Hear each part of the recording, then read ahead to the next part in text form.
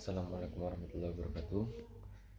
Di sini saya akan mempresentasikan ringkasan dari beberapa pertemuan, yakni pertemuan kedua sampai dengan pertemuan ketujuh. Langsung saja, saya akan mempresentasikan ringkasan dari pertemuan kedua. Pertemuan kedua ialah yang materinya berjudul Hakikat Ibadah. Konsep ibadah dalam Islam sangat berbeda dengan konsep dan amalan-amalan agama atau kepercayaan lain. Ibadah bukan perbuatan mengasingkan diri, menolak dan meninggalkan kehidupan dunia. Ibadah juga bukan terbatas kepada tempat-tempat tertentu atau hanya dilakukan melalui perantaraan orang-orang tertentu atau dewa-dewa yang dipilih dan dibuat khusus untuk tujuan ini. Sehingga tanpa mereka amalan seseorang itu tidak akan diterima. Ibadah dalam Islam merupakan puncak dari perasaan tunduk dan patuh kepada Allah. Perasaan yang merasakan kebesaran Allah sebagaimana tempat pengabdian diri. Ibadah juga merupakan tangga penyambung antara akhlak dan penciptanya, yakni Allah Subhanahu wa taala. Selain dari itu, ibadah mempunyai kesan-kesan yang mendalam di sudut hubungan makhluk dan penciptanya. Islam telah meletakkan ibadah di tempat yang paling istimewa sekali, yakni Al-Quran telah menjelaskan bahwa seluruh jin dan manusia diciptakan semata-mata hanya untuk tujuan ini, yakni beribadah. Tidaklah kuciptakan jin dan manusia melainkan untuk beribadah kepadaku.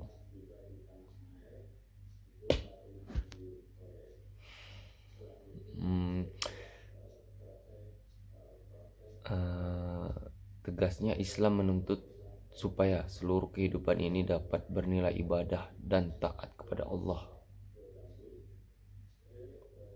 Kita lanjut ke materi pertemuan ketiga, yakni hakikat sholat.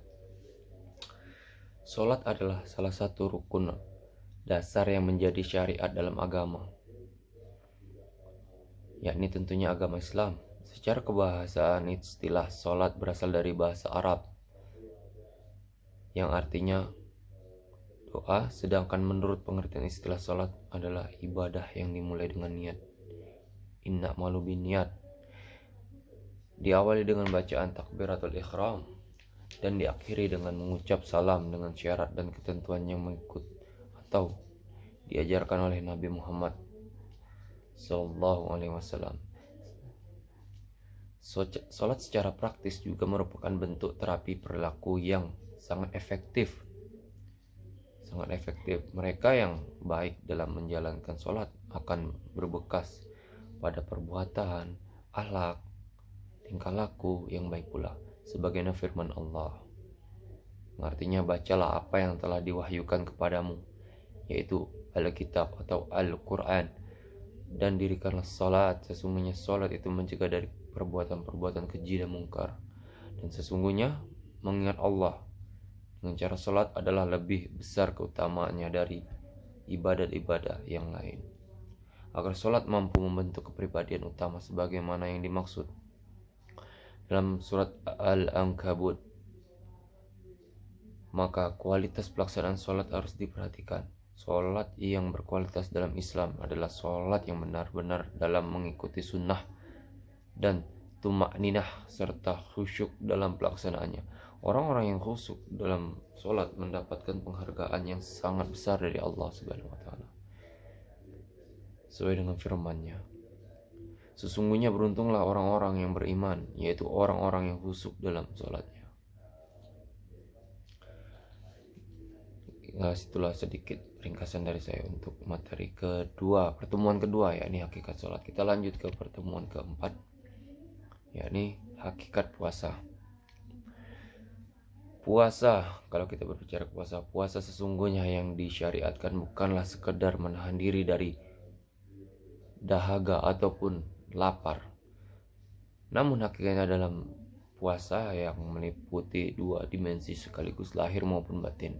Para ulama ahlus sunnah wal jamaah rahimahullah dari dulu telah menjelaskan tentang berhakikat puasa yang memiliki dua dimensi, dua dimensi sekaligus, ya kan.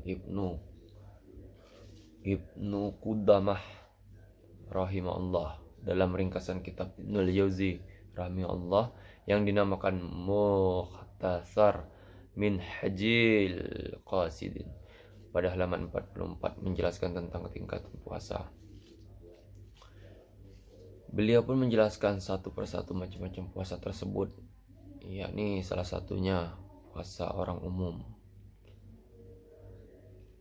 Adapun puasa umum adalah menahan perut, menahan kemaluan, menuruti semua nafsu kita, selera syahwat, menahan diri dari melakukan berbagai yang membuat ataupun tingkah laku dan juga perbuatan yang membatalkan puasa seperti makan, minum, dan bersetubuh. Puasa jenis umum ini jelas sekali diambil dari dalil-dalil yang ada pembatal-pembatalnya. Puasa orang khusus atau VIP. Puasa jenis ini khusus ini diambil dari dalil-dalil yang menunjukkan bahwa hakikat disyariatkannya puasa itu untuk sebuah hikmah meraih derajat ketakwaan dan terkait kepada Allah, sehingga dengannya orang yang berpuasa bersih jiwanya dan seluruh kemaksiatannya dan menjadi orang yang diridhai Allah Subhanahu wa taala. Kita lanjut ke pertemuan ke-5. Materi pertemuan ke-5 yakni haji, pengertian haji. Secara singkat, haji ialah berasal dari bahasa Arab yang bermakna tujuan dan dapat dibaca dengan dua lafaz, al-hajj dan al-hijj. Secara syariat, haji menurut istilah syar'i adalah memenuhi panggilan Allah untuk melaksanakan ibadah ke tanah suci pada waktu yang telah ditentukan sesuai dengan syariat Rasulullah SAW. Sejarah haji sendiri, ibadah haji telah ada sebelum diutusnya Nabi Muhammad SAW. Ibadah ini diajarkan pertama kali oleh Nabi Ibrahim. Beliaulah Nabi yang pertama kali diperintahkan oleh Allah untuk menunaikan bagaimana jelaskan dalam firman Allah. Dan serulah manusia untuk mengerjakan haji, niscaya mereka akan datang kepadamu dengan berjalan kaki atau dengan mengendarai onta yang kurus. Mereka akan datang dari segenap penjuru yang jauh. Quran surat Al-Hajj ayat 22-27. Akan tetapi sebagian dari praktik-praktik ibadah haji tersebut pada masa-masa selanjutnya diselewengkan oleh sebagian umat yang tidak bertanggung jawab sehingga jauh dari substansinya awalnya, sebagaimana yang diajarkan oleh Nabi Ibrahim. Dari sini lalu Allah memerintahkan Nabi Muhammad SAW untuk menyempurnakan ibadah tersebut agar dikembalikan sesuai dengan ajarannya semula. Kendati sudah diwajibkan, namun pada tahun tersebut Nabi dan para sahabat belum dapat menjalankan ibadah haji karena Mekah ketika itu masih dikuasai oleh kaum musyrik. Baru setelah Rasulullah SAW menguasai kota Mekah pada 12 Ramadan tahun 8 Hijriah, beliau berkesempatan untuk melaksanakan ibadah haji. Kita lanjut ke pertemuan ke-6. Pertemuan kita membahas tentang ibadah maliyah. Secara singkat, pengertian ibadah maliyah ialah yang dimaksud dengan ibadah maliyah adalah ibadah yang dilakukan dengan menggunakan harta benda, misalnya haji, umrah, zakat, infak, sedekah, fidyah, kafarat, kurban, akikah, al-hadyu, dam, dan lain-lain. Macam-macam ibadah maliyah dapat dibagi dalam beberapa bentuk. Di antaranya ibadah yang bercampur dengan maliyah. Maliyahnya seperti haji dan umroh. Kedua bentuk ibadah ini memerlukan pengorbanan biaya yang sangat besar. Tanpa biaya tersebut, ibadah ini hampir tidak bisa dilaksanakan, terutama bagi yang berada di luar dua kota suci tersebut. Di dalam ibadah haji dan umroh bergabung ibadah sholat, syafar, dan kurban untuk haji. Oleh karena itu, ibadah ini menjadi tinggi nilainya dan besar pahalanya di sisi Allah Subhanahu wa taala, termasuk juga dan dalam kategori ini. Akan tetapi nilai pengorbanannya lebih rendah, yaitu kurban bagi yang tidak haji dan akikah.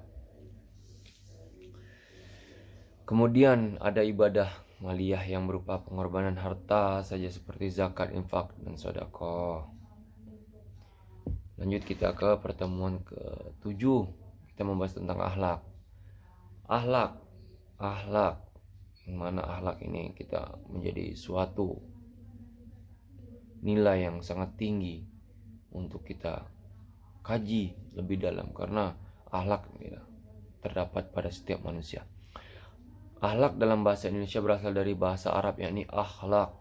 Bentuk jamak dari kata khuluq atau al-khulq, yang secara etimologis bersangkutan dengan cabang ilmu bahasa yang menyelidiki asal-usul kata serta berperubahan-perubahan dalam bentuk dan makna. Antara lain, berarti budi pekerti, perangai, tingkah laku, dan tabiat. Dalam keputusan akhlak diartikan juga sikap yang melahirkan perbuatan, perilaku, tingkah laku, mungkin baik, mungkin buruk, seperti yang telah disebutkan sebelumnya. Demikianlah penjelasan singkat atau ringkasan singkat dari saya, presentasi dari saya. Wabillahi taufiq wal hidayah. Wassalamualaikum warahmatullahi wabarakatuh.